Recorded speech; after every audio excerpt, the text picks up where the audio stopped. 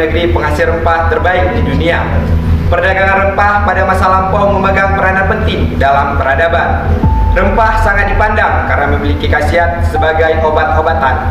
Dengan harga yang sangat tinggi, membuat bangsa Aceh makmur berkat perdagangan rempah.